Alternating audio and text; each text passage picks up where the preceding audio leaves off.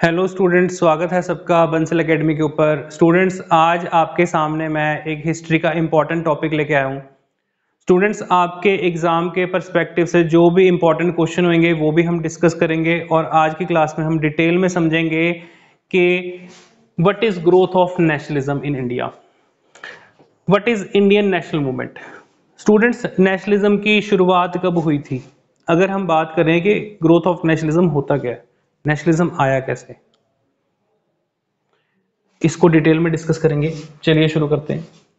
तो स्टूडेंट, सबसे इंपॉर्टेंट चीज है जी, जब हमारे देश में टेक्नोलॉजी डेवलप करनी शुरू कर गई थी।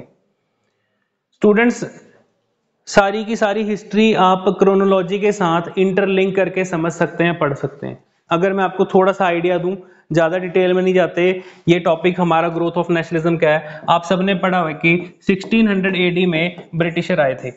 तो 1600 एडी में जब ब्रिटिशर आए तो 1757 ये एक इंपॉर्टेंट ऐतिहासिक ईयर है। कुछ ऐसे ईयर जो आपको टिप्स पे होने चाहिए, जो बार बार पेपर में क्वेश्चन पूछे जाते हैं। तो स्टूडेंट, 1757 में जो बैटल ऑफ प्लासी थी, बैटल ऑफ प्लासी एक डिसिसिव बैटल, प्लासी का युद्ध स्टूडेंट्स अंग्रेजों के लिए एक डिसिसिव बैटल था। यहां से ब्रिटिशर ने इंडिया में रूल अपना स्थापित किया। यहां से ब्रिटिशर ने अपना ब्रिटिश एम्पायर, जो कॉलोनियल पार्ट है, इंडिया में कई सारे एरियाज को, कई सारे रीजन्स को अपनी कॉलोनियल पावर बनाया। जैसे कि बात करें बंगाल, बॉम्बे, मद्रास, तो ये तीन प्रेसिडेंसी जो चलती थी, इससे हमें यह समझ में आता है कि ब्रिटिशर जो अपने लिए डेवलपमेंट कर रहे थे, वो ही डेवलपमेंट हम लोगों के लिए कैसे एडवांटेज बन रही थी, वो हम समझेंगे ग्रोथ ऑफ नेशनलिज्म से। 1757 की बैटल हुई, 1857 की बैटल हुई। रिवोल्ट ऑफ 1857 होने के बावजूद भी हमारे देश में स्टूडेंट्स बहुत सारी प्रॉब्लम थी नेशनलिज्म की। चलो समझते हैं कि नेशनलिज्म होता क्या है। तो स्टूडेंट्स, बात करते हैं नेशनलिज्म की। तो नेशनलिज्म जो ब्रिटिशर ने हमारे देश में एजुकेशन डेवलपमेंट की, वहीं से ही नेशनलिज्म आया। सबसे पहला पॉइंट है, चलो डिस्कस करते हैं, development of communication and transport. ध्यान से समझना है इन पॉइंटों को, आपस में इंटरलिंक करके आपको चीजें समझ में आएंगी। स्टूडेंट्स, जब अंग्रेजों ने हमारे देश में कम्युनिकेशन एंड ट्रांसपोर्ट सिस्टम को डेवलप किया 1853, लॉर्ड डलहौजी जब इंडिया में रेलवे डेवलपमेंट करता है, रेलवे की शुरुआत होती है बॉम्बे टू थाने, रेलवे चलती है 1853 में। पहला स्टेप आ रहा है, रेलवे शुरू हो रही है। 1854 में स्टूडेंट्स आपको क्वेश्चन पूछे जाएंगे ऐसी क्रोनोलॉजी में। तो 1854 में पहली बॉम्बे में मिल लग रही है, फर्स्ट कॉटन टेक्सटाइल मिल इन बॉम्बे। ये सारे आपको हैंडआउट्स, ये सारे नोट्स आपको प्रोवाइड किए जाएंगे, लेकिन जस्ट जो अभी मैं आपको चीजें करवा रहा हूं, ये साथ के साथ आप नोट भी करें। स्टूडेंट्स, 1853 में रेलवे आई, उसके अगले साल आप देख रहे हो बॉम्बे में टेक्सटाइल मिल लग रही है 1854 में। इट मींस जैसे जैसे कम्युनिकेशन चैनल डेवलप हो रहा है, वैसे वैसे वहां पर इंडस्ट्रियल डेवलपमेंट भी हो रही है। और जैसे जैसे कम्युनिकेशन चैनल डेवलप हुए, वैसे वैसे ग्रोथ ऑफ नेशनलिज्म को एक स्पीड मिलनी शुरू हो गई थी। अगर कोई पंजाब का आदमी है, कोई मद्रास का आदमी है, कोई महाराष्ट्र से है, कोई बंगाल से है, जब तक हमारे देश में रोड नेटवर्क डेवलप नहीं हुआ था, जब तक रेलवे डेवलप नहीं हुई थी, तो तब तक वो कैसे इकट्ठे हो सकते थे? आपने कभी ये चीजें सोची हैं कि कांग्रेस की फॉर्मेशन 1885 में क्यों हुई, इससे पहले क्यों नहीं बनी? आपने सोचा कि 1857 का जो रिवोल्ट हुआ था, कई सारे लोगों ने अपनी बुक में लिखा है कि वो एक नेशनलिज्म वॉर नहीं थी। स्टूडेंट्स, 1857 का रिवोल्ट हम लोगों के नजरिए से वो एक नेशनलिज्म की लड़ाई हो सकती है, लेकिन अंग्रेजों के नजरिए से it was just a mutiny, a sipahi mutiny, एक सैनिकों का विद्रोह था। वो एक अलग टॉपिक है, वो आपको डिटेल में करवाऊंगा। तो कहने का मतलब ये है कि 1857 का वो जो रिवोल्ट था वो एक डिसिसिव रिवोल्ट होता है इंडिया के लिए। और स्टूडेंट्स यहाँ पर development of communication and transport हमारे देश में नेशनलिज्म का एक स्टार्टिंग पॉइंट होता है। नेशनलिज्म के लिए जो शुरुआत थी, आप मान के चलिए वो यहां से इस चीज की शुरुआत हो चुकी थी। तो नेशनलिज्म स्टूडेंट्स एक फीलिंग, लोगों के अंदर वो फीलिंग थी भी, तो वो उसको एक्सप्रेस नहीं कर पा रहे थे कि यार अपने नेशन के लिए कुछ करना है, अपने देश के लिए कुछ करना है। वो कर आप कैसे कर सकते हो? अगर आज की डेट में आपके पास टेक्नोलॉजी नहीं है तो आप कुछ नहीं कर सकते। आज आपके पास टेक्नोलॉजी है, आप उसका अच्छा यूज कर सकते हो, टेक्नोलॉजी है उसका मिस यूज कर सकते हो। अगर आप टेक्नोलॉजी से टोटली कट चुके हो तो फिर आप कुछ भी नहीं कर सकते। तो ये आज की बात बता रहा हूं, इसी तरीके से आप इसको इंटरलिंक करके सोच सकते हो कि उस टाइम पर नेशनलिज्म इतना लेट क्यों आया। अंग्रेज तो 1600 में आ गए थे, 1757 में बैटल ऑफ प्लासी होती है, 1857 में रिवोल्ट हुआ, लेकिन अंग्रेज नहीं गए। फिर इसके बाद सबसे इंपॉर्टेंट चीज स्टूडेंट्स, जो एक और इंपॉर्टेंट पॉइंट है, इंग्लिश एजुकेशन। ठीक है जी, इंग्लिश एजुकेशन एक सबसे इंपॉर्टेंट रोल प्ले करती है अपना इस ग्रोथ ऑफ नेशनलिज्म में। तो स्टूडेंट्स, ग्रोथ ऑफ नेशनलिज्म में इंग्लिश एजुकेशन का भी सबसे बड़ा रोल था। जब हमारे देश में after 1857 university of Bombay, university of Madras, university of Calcutta open हुई, लॉर्ड कैनिंग के टाइम पे, लॉर्ड कैनिंग के टाइम पे ओपन की गई थी। ये क्वेश्चन पेपर में पूछा जाता है। इसका प्रस्ताव लॉर्ड डलहौजी लेकर आया था। लॉर्ड डलहौजी के टाइम पे वुड्स डिस्पैच क्वेश्चन पेपर में सीधा पूछा जाता है।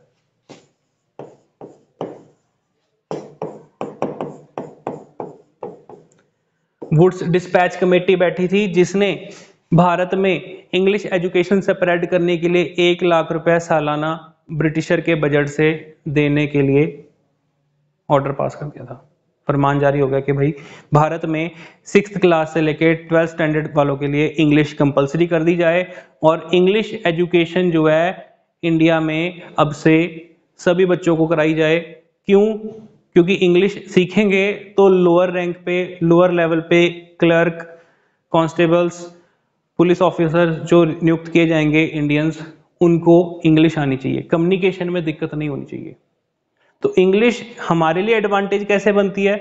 जब लोग एजुकेशन लेते हैं स्टूडेंट्स, जब लोग यूनिवर्सिटी कॉलेज में जाकर फिलॉसफी पढ़ते हैं, जब लोग पॉलिटिकल थिंकर पढ़ते हैं, तो वो भी एक पॉइंट बनता है यहां पर ग्रोथ ऑफ नेशनलिज्म का। ग्रोथ ऑफ नेशनलिज्म, जब हमारे देश के लोगों ने वोल्टायर को पढ़ा, रूसो को पढ़ा, एरिस्टोटल पढ़ा, प्लेटो को पढ़ा, तब समझ में आया कि हाँ जी नेशनलिज्म होता क्या है, कि हाँ जी हमें ब्रिटिशर की कॉलोनियल पावर ने कैसे गुलाम बना रखा है। आई होप आपको चीजें समझ में आ रही होंगी। ठीक है जी। तो स्टूडेंट्स, ये एक इंपॉर्टेंट पॉइंट है जी, ये चीजें आपको क्लियर होनी चाहिए। ठीक है, ये सारे आपको हैंड आउट में प्रोवाइड कर दूंगा। चलिए नेक्स्ट आगे देखते हैं, English language and western education. Students, सबसे इंपॉर्टेंट पॉइंट है जी, यहां से आपके एग्जाम में बहुत सारे इंपॉर्टेंट क्वेश्चन पूछे जाते हैं। 1835 important year for English education।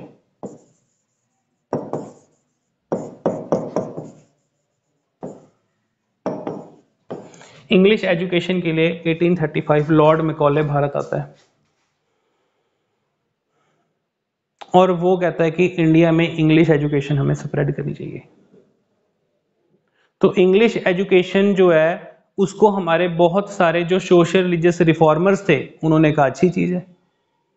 इसी टाइम पे राजा राम मोहन रॉय कह रहे हैं इंग्लिश एजुकेशन तो सबको लेनी चाहिए। इंग्लिश एजुकेशन एक हमारी सोसाइटी के रिफॉर्म के लिए बहुत अच्छी चीज हो सकती है। इंग्लिश एक कम्युनिकेशन लैंग्वेज भी है, और इंग्लिश सीख के हम देश विदेश में लोगों से इजीली बात कर सकते हैं। अब इंग्लिश एजुकेशन देश विदेश छोड़ो, अपनी इंडिया की आपको एग्जांपल देता हूं स्टूडेंट्स, कि ग्रोथ ऑफ नेशनलिज्म में इंग्लिश लैंग्वेज का कितना बड़ा इंपॉर्टेंट रोल था। एग्जाम्पल ले लो कि अगर कोई पंजाब का आदमी है, कोई गुजरात का है, कोई महाराष्ट्र का है, कोई बंगाल का है, ठीक है, अगर आपस में लोगों ने इकट्ठे होना है, अब बात आ गई वही कांग्रेस की मीटिंग की, बाद में पढ़ेंगे, ठीक है, अगर सब लोगों ने इकट्ठे होना है तो उसके लिए क्या आनी चाहिए आपको, एक कॉमन लैंग्वेज। अब गुजराती आदमी को तो पंजाबी नहीं आएगी, पंजाबी वाले आदमी को मराठी या गुजराती नहीं समझ में आएगी, बट सब लोग जो है एक कॉमन लैंग्वेज इंग्लिश लैंग्वेज से अपने सारे के सारे विचार रख सकते हैं। तो इंग्लिश लैंग्वेज अंग्रेजों ने अपने पर्पस से डेवलप की थी, लेकिन इंग्लिश का एडवांटेज हमें भी बहुत ज्यादा हुआ, ठीक है, किस में हुआ, ग्रोथ ऑफ नेशनलिज्म में हुआ। आई होप आपको ये चीजें क्लियर हो रही होंगी, ठीक है। English language and western education, westernization करना चाहते थे अंग्रेज और हमको आधा वेस्टर्नाइजेशन छोड़कर चले गए। स्टूडेंट्स ये इंपॉर्टेंट ईयर है, ये वही 1835 में जब अंग्रेजों ने इंग्लिश एजुकेशन शुरू की तो पूरे भारत में लोगों के अंदर ये विचार उठने भी शुरू हो गए कि कहीं हमारा कल्चर ना खत्म हो जाए, हमारा रिलीजन ना खत्म हो जाए, हमारे बच्चे अपनी मातृभाषा ना भूल जाएं। तो कल को क्या होगा, इन लोगों में ऑलरेडी पश्चिमी सभ्यता आ चुकी होगी, लोगों के अंदर इस चीज का सबसे बड़ा डर था। सो 1850 अभी तक हम कुछ भी नहीं कर रहे, देखो यार, अब आपको ये जान के हैरानी होगी 1600 में अंग्रेज आए, स्टार्टिंग में अभी हमने पढ़ा था, ठीक है, 1835 तक कुछ नहीं हुआ, यहां पर इंग्लिश इंट्रोड्यूस होती है और फिर इसके बाद क्या होता है जी, 1857 का रिवोल्ट भी हो रहा है। 1857 के रिवोल्ट के कई सारे कारण थे, उनमें से एक ये कारण भी बन जाता है। तो स्टूडेंट्स 1857 का रिवोल्ट हुआ था, उसमें पीजेंट्स का भी रोल था, उसमें जमींदारी सिस्टम का भी रोल था। जमींदार जो थे वो किसानों का, पीजेंट्स का खून चूस रहे थे, उसका भी रोल था। लोगों को ये डर था कि अंग्रेज क्रिश्चियन मिशनरी स्प्रेड कर रहे हैं और अंग्रेज जो है इंग्लिश लैंग्वेज इंट्रोड्यूस कर रहे हैं, इस चीज का भी लोगों को डर था। 1857 के रिवोल्ट में इमीडिएट कॉज, रिलीजियस कॉज, आप ये चीजें पढ़ते हैं, लेकिन उसके पीछे जो इतने सालों से ये चीजें चल रही थी, ये सारा गुस्सा लोगों का यहां पर भी फूटता है। आई होप आपको ये चीजें समझ में आ रही होंगी स्टूडेंट्स, ठीक है, बहुत इंपॉर्टेंट चीज है। तो English language and western education, अंग्रेज कहते हैं कि इनको वेस्टर्नाइजेशन, अगर अंग्रेजों ने अपना सामान इंडिया में सेल करना है तो वेस्टर्नाइजेशन भारत में आना जरूरी है। अगर आपको फॉरेन ब्रांड के कपड़े पहनाने हैं तो उसके लिए आपको फॉरेन की एडवर्टाइजमेंट दिखानी जरूरी है, आपको वहां की लैंग्वेज सिखानी जरूरी है, आपके वहां का तौर तरीका सिखाना जरूरी है, तब जाके आप फॉरेन ब्रांड के कपड़ों पे जाओगे। समझ में आई बातें। तो इस तरीके से अंग्रेज कैसे भारत में, ठीक है, बहुत जबरदस्त पॉलिसीज के साथ अपना ये काम करते थे, ये हमें समझ में आता है। स्टूडेंट्स सबसे important point growth of nationalism का, सबसे इंपॉर्टेंट जो ये बेंचमार्क पॉइंट था जी, इल्बर्ट बिल कंट्रोवर्सी, ये जो एक टर्निंग पॉइंट था हमारे इंडिया में ग्रोथ ऑफ नेशनलिज्म का। इल्बर्ट बिल कंट्रोवर्सी, पेपर में सीधा क्वेश्चन आता है, इल्बर्ट बिल कंट्रोवर्सी किसके टाइम पे हुई थी। स्टूडेंट्स इल्बर्ट बिल कंट्रोवर्सी के टाइम पे इंडिया का वाइसरॉय कौन था, viceroy of India, Lord Ripon. Ilbert bill controversy थी क्या, पेपर में सीधा पूछी जाएगी। सो स्टूडेंट्स लॉर्ड रिपन ने कहा, also known as father of local self government, Lord Ripon ने अपने हिसाब से भारत में कई सारे रिफॉर्म करने के सोचे। लॉर्ड रिपन एक ऐसा, आप कहोगे कि लॉर्ड रिपन एक अंग्रेज होके इंडियंस की साइड क्यों ऐसे कर रहा था, इंडियंस की तरफदारी, इंडियंस की तरफ क्यों ज्यादा इसका झुकाव था। तो स्टूडेंट्स लॉर्ड रिपन जो था उसकी आइडियोलॉजी लिबरल थी। अब बात आ जाती है वही कि university education, college education, higher education, तो एक ऐसा अंग्रेज भी आया जिसकी लिबरल थिंकिंग थी। भारत में local self government, father of local self government Lord Ripon. तो लोकल सेल्फ गवर्नमेंट की शुरुआत करने वाला, जो ग्रास रूट लेवल पे डेवलपमेंट है उसकी शुरुआत करने वाला लॉर्ड रिपन। सो इल्बर्ट बिल कंट्रोवर्सी, हमारे देश में लोगों को चीजें लेट समझ आती हैं। सीबी इल्बर्ट, लॉर्ड रिपन कहता है कि इंडिया में इंडियन जजेस को भी नियुक्त होने का अधिकार होना चाहिए, इंडियन जजेस को भी, ठीक है, जुडिशरी में आना चाहिए। अब कोई भी बिल भारत में पास होता था वो पहले इंग्लैंड जाता था, इंग्लैंड से उसकी मंजूरी मिलेगी, इंडिया में पास होगा। तो होता क्या जी, इंग्लैंड में कंट्रोवर्सी होगी।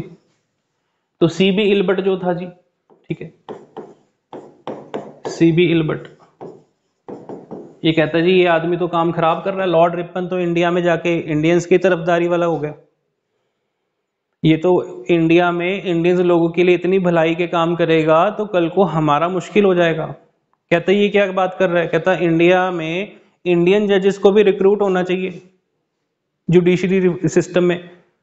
तो जुडिशियल रिफॉर्म में इतना अगर बड़ा बदलाव हो जाता है तो कल को इंडियन जजेस जो होंगे वो अपने लोगों के लिए सही फैसला ले ही नहीं सकते। वो लोग जो हैं अपने लोगों को कोई हार्श पनिशमेंट, कोई हार्श इस प्रकार से पनिशमेंट दे ही नहीं सकते।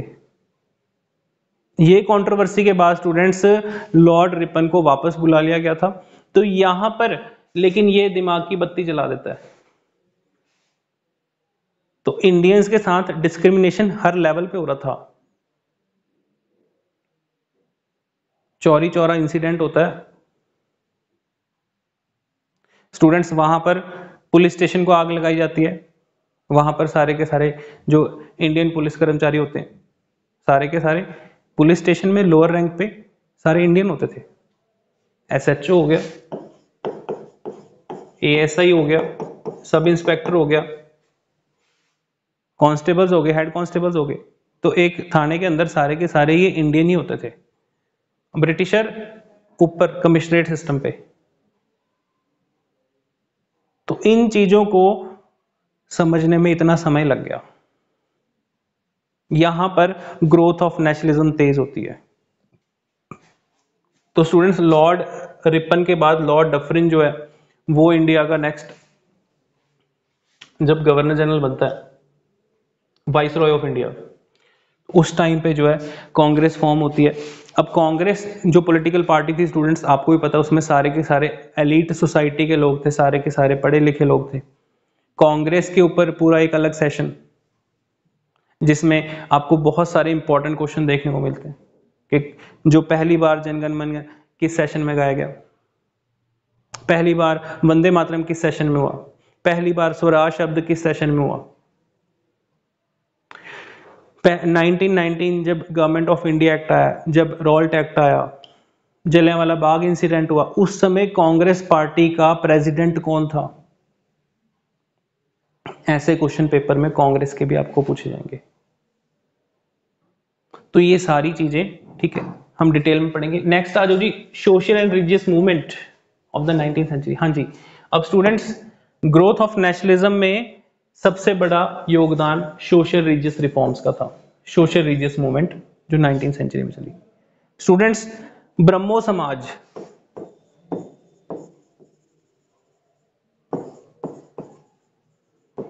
ब्रह्मो समाज एक आप कह सकते हो एक अम्ब्रेला ऑर्गेनाइजेशन थी, एक बहुत बड़ी ऑर्गेनाइजेशन। ब्रह्मो समाज किसके द्वारा बनाई गई, पेपर में पूछा जाता है, ऐसे क्वेश्चन आपको एग्जाम पूछे जाते हैं। तो राजा राम मोहन रॉय जो इतने बड़े रिफॉर्मर थे उनको देख के हमारे इंडिया में बाकी रिफॉर्मर्स भी इसी तरीके से कई सारे सोशल रिलीजियस रिफॉर्म्स करते हैं। ब्रह्मो समाज, आत्मीय सभा, प्रार्थना सभा, रामकृष्ण मिशन, स्वामी विवेकानंद जी का एग्जाम में क्वेश्चन पूछा जाता है कि स्वामी विवेकानंद जी ने रामकृष्ण मिशन किसके नाम से रखा था, तो उनके गुरु थे रामकृष्ण परमहंस। स्टूडेंट्स रामकृष्ण परमहंस बहुत बड़ी शख्सियत थी, उन्होंने कई चीजें डिटेल में डिफाइन की थी कि ह्यूमन बीइंग के अंदर एक कॉमन ह्यूमन, एक आम जो ह्यूमन बीइंग होता है उसके अंदर कितनी ज्यादा पावर हो सकती है, एक natural power. Arya Samaj, Nirankari movement, Radha Swami movement, exam में क्वेश्चन पूछे जाते हैं। ये सारे के सारे जो रिफॉर्म्स थे ये एक ग्रोथ ऑफ नेशनलिज्म का ही हिस्सा थे। स्टूडेंट्स, लोअर सेक्शन के लोगों की डेवलपमेंट बहुत ज्यादा जरूरी थी हमारे देश में। जब तक हम समाज में अगर ग्रास रूट लेवल पे डेवलपमेंट नहीं करेंगे तो सोसाइटी को कभी भी हम आजाद करा ही नहीं सकते थे। फिर किससे आजाद कराते? अगर आप अपने ही समाज के लोगों की डेवलपमेंट नहीं कर सकते, अपने ही समाज में लोगों को अगर उठा नहीं सकते हो, तो समाज की लड़ाई किसके साथ थी? तो यहां पर स्टूडेंट्स ग्रोथ ऑफ नेशनलिज्म में सबसे इंपॉर्टेंट रोल प्ले करते हैं अपने सोशल रिलीजियस रिफॉर्म, जो जिनका मेन रोल था सोसाइटी में women's education, children's, lower section people, इन सब की डेवलपमेंट का। सबसे बड़ी चीज वुमेन, सोसाइटी में वुमेन्स की जो दुर्दशा खराब थी उसको डेवलप करना, और वुमेन्स के लिए एजुकेशन सेक्टर डेवलप करना। पेपर में पूछा जाता है आपको, गुलामगिरी किसने लिखी है? सत्यशोधक समाज किसने बनाया? ज्योतिबा फुले। खुद एक लोअर सेक्शन से आते थे और सोसाइटी में उन्होंने औरतों के लिए, बच्चों के लिए और लोअर कास्ट के लोगों के लिए बहुत ज्यादा रिफॉर्म किए। ज्योतिबा फुले और सावित्रीबाई फुले ने मिलके फर्स्ट गर्ल्स स्कूल ओपन किया। तो गर्ल्स स्कूल ओपन किया, एजुकेशन लोगों को मिल रही है, लड़कियों को मिल रही है, समाज में सोसाइटी इस तरीके से डेवलप हो रही है। जब लोगों को एजुकेशन मिलेगी तब जाके ग्रोथ ऑफ नेशनलिज्म आएगा। ये सारी चीजें आपस में इंटरलिंक करती हैं।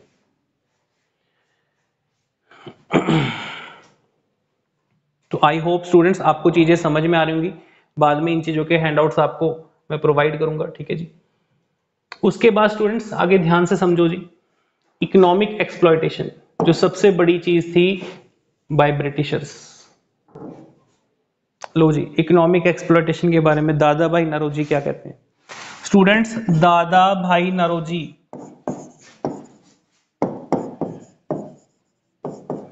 तो Dadabhai Naoroji students grand old man of India, किस नाम से जाने जाते हैं? Grand old man of India. Dadabhai Naoroji ने इकोनॉमिक एक्सप्लॉयटेशन जो अंग्रेजों के द्वारा की गई थी उस पर बुक लिखी है। दादा भाई नौरोजी ने डिटेल में बुक लिखी है जी। एग्जाम में बहुत बार क्वेश्चन पूछा जाता है कि दादा भाई नौरोजी की बुक का नाम बताओ। Poverty and un British rule in India.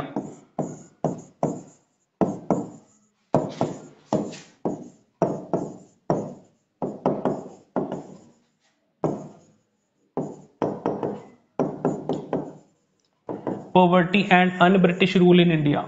Students, इस बुक के द्वारा दादा भाई नौरोजी ने ड्रेनेज ऑफ वेल्थ,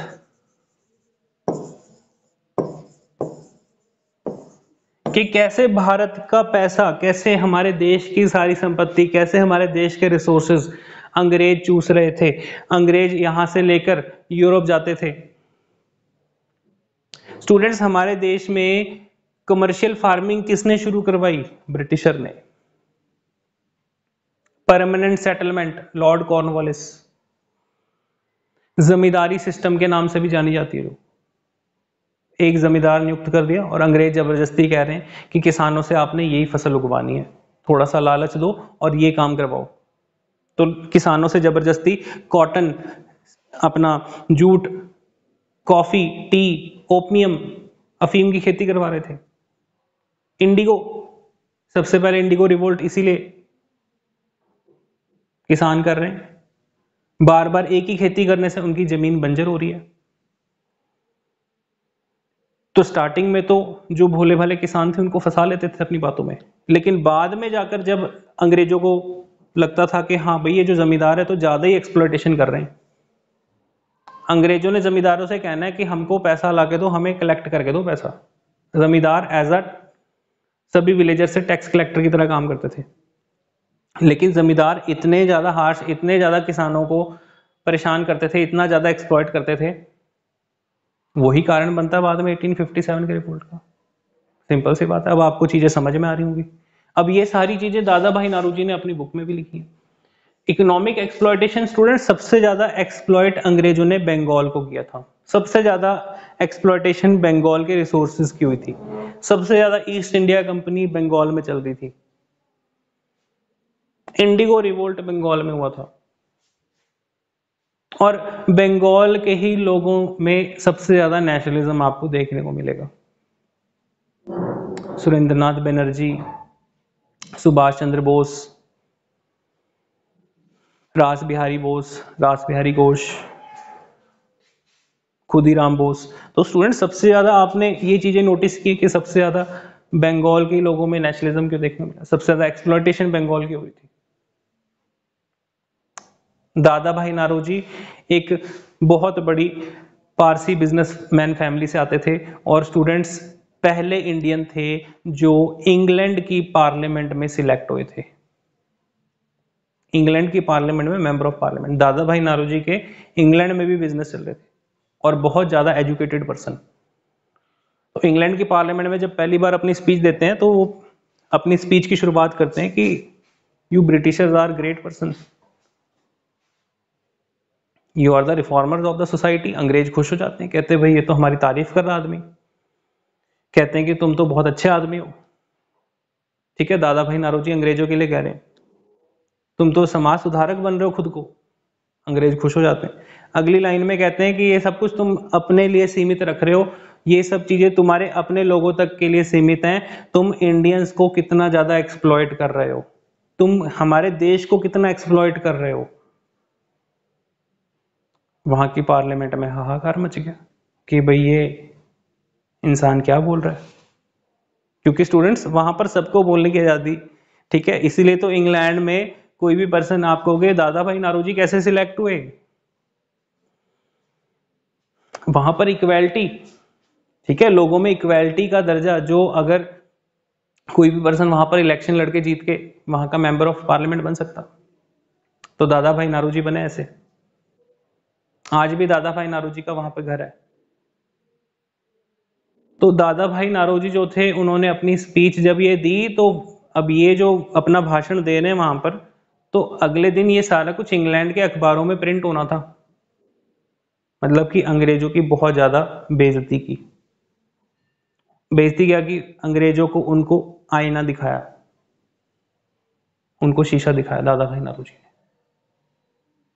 तो आई होप आपको चीजें समझ में आई होंगी, क्योंकि स्टूडेंट्स अंग्रेजों ने धीरे धीरे हमारे देश में हर एक बिजनेस को खत्म कर दिया था। जो भी इंडियन बिजनेस था, चाहे वो इंडियन हैंडलूम बिजनेस है, चाहे वो वीवर्स थे, किसान थे, पीजेंट्स थे, कोई हाथ से काम करने वाला, कोई बढ़ाई का काम कर रहा है, कोई कुछ कर रहा है, सारे बिजनेस खत्म कर दिए। मान लीजिए ब्रिटिशर, अगर कोई भारत की खादी का कपड़ा है, वो 1000 रुपए का है, खादी का कुर्ता पजामा, वो हैंडमेड गुड है। हैंडमेड इंडस्ट्री, इंडिया में मशीन गुड्स का तो यूज ही नहीं होता था पहले स्टूडेंट्स। हमारे देश में सिर्फ हाथ से बनाई हुई चीजें यूज की जाती थी। इसी चीज को महात्मा गांधी भी सपोर्ट करते हैं। इसीलिए तो गांधी जी कहते हैं कि हम दूसरे पे डिपेंड क्यों रहे, अपने लिए खुद ही कपड़ा सूतो, अपने लिए खुद ही कपड़ा बनाओ। हर एक को चरखा गिफ्ट करते थे। Also power of women empowerment, कि किसी पे डिपेंड मत रहो। तो स्टूडेंट्स मान लीजिए अगर कोई खादी का कपड़ा 1000 रुपए का है, तो ब्रिटिशर अपनी 200 रुपए की शर्ट इंडिया में बेच रहे हैं जो मशीन गुड है। अब मशीन गुड कितने चीप होते हैं आपको इससे पता चल जाएगा। मशीन में एक दिन में 1000 कपड़े तैयार हो जाने हैं, और कहाँ जो हैंडमेड गुड है वो एक हफ्ते में तैयार होगा, हो सकता है 2 हफ्ते में तैयार हो, कुछ कुछ ऐसे कपड़े होते हैं महीने में भी तैयार होते हैं। तो उस पर किसी बंदे की, एक बंदे की मेहनत लगी है, 1 हफ्ते की, 2 हफ्ते की, 1 महीने की। लेकिन स्टूडेंट्स यहाँ पर मशीन गुड में क्या है, कपड़ा मशीन में डाला, स्टिच होके मशीन से निकल रहे हैं। अंग्रेजों ने इसी, यही चीज थी कि यूरोप में जो इंडस्ट्रियलाइजेशन आया, वो इंडस्ट्रियलाइजेशन ही यूरोप के खात्मे का कारण भी बनता है। यूरोप में जो इंडस्ट्रियलाइजेशन आती है वही इंडस्ट्रियलाइजेशन यूरोप में फर्स्ट वर्ल्ड वॉर का कारण भी बनती है। और फर्स्ट वर्ल्ड वॉर के टाइम पे हमारे अंदर भी एक फीलिंग जागी कि हम आज़ाद हो सकते हैं भाई। ठीक है, तो ये चीज़ें आपको समझ में आ रही होंगी, अंडरस्टैंड। हाँ जी, आगे देखते हैं स्टूडेंट्स। अब यही वो टाइम पीरियड था, formation of Congress party, Indian national Congress, Congress party का गठन। क्वेश्चन यहां से कांग्रेस के बहुत सारे बनते हैं, तो अभी हम ग्रोथ ऑफ नेशनलिज्म देख रहे हैं, कांग्रेस का टोटली एक अलग टॉपिक है। जब कांग्रेस पार्टी फॉर्म हुई उस समय भारत का वाइसरॉय कौन था? Lord Dufferin. उस समय इंडिया का वाइसरॉय कौन था? Lord Dufferin. जब कांग्रेस बनाई जानी थी, वो आइडिया किसका था? Who was the founder of the Congress? Sir A.O. Hume, retired British officer.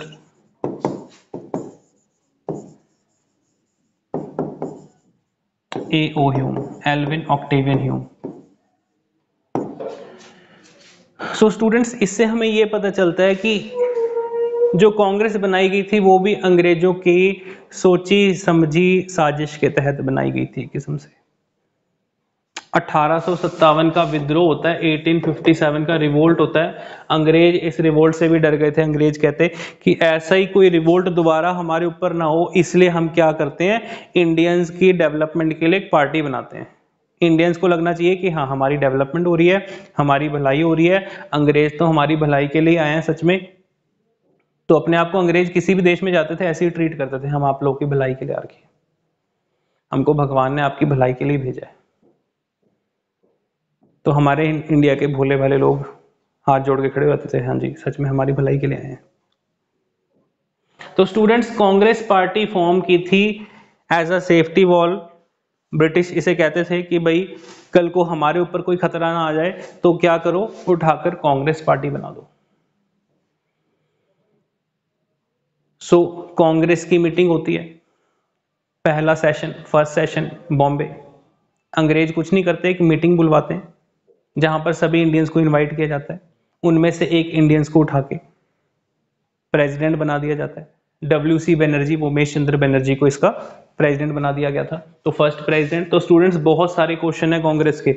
First president, first Muslim president Badruddin Tyab ji, first English president George Yule, ये सारे हम कांग्रेस की क्लास में करेंगे। First women president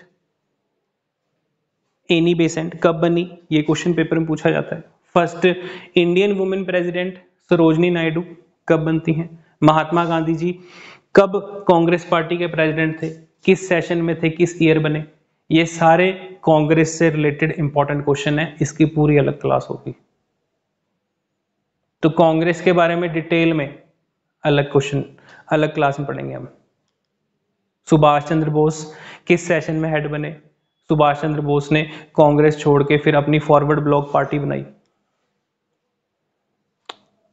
Subhash Chandra Bose और महात्मा गांधी के बीच में जो मतभेद पैदा हुए वो क्यों हुए, वो सब पढ़ेंगे हम।